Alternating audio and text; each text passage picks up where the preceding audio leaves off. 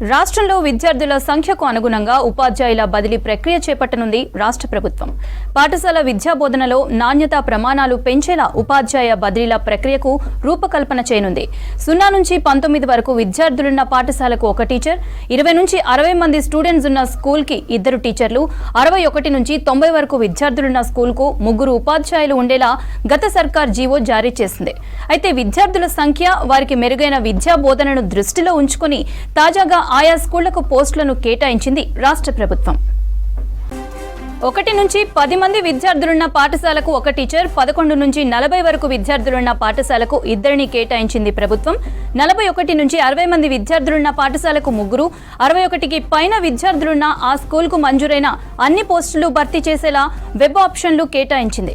విద్యార్థులు లేని స్కూళ్లకు ఉపాధ్యాయులను కేటాయించలేదు. ప్రస్తుతం ఉన్న విద్యార్థుల కన్నా ఎక్కువ మంది విద్యార్థులు పాఠశాలలో చేరితే పెరిగిన విద్యార్థులకు అనుగుణంగా ఉపాధ్యాయుల కేటాయించాలనుంది రాష్ట్ర ప్రభుత్వం.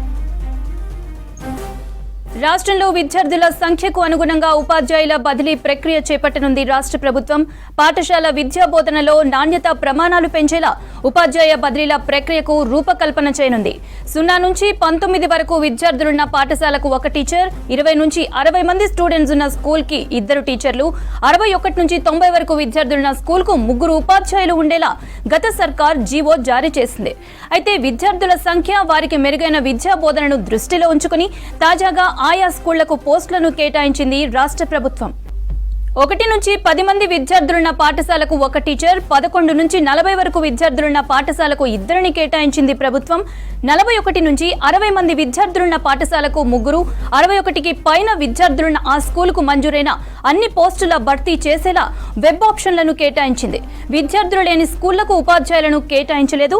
ప్రస్తుతం ఉన్న విద్యార్థుల కన్నా ఎక్కువ మంది విద్యార్థులు పాఠశాలలో చేరితే పెరిగిన విద్యార్థులకు అనుగుణంగా ఉపాధ్యాయులను కేటాయించనుంది రాష్ట్ర ప్రభుత్వం.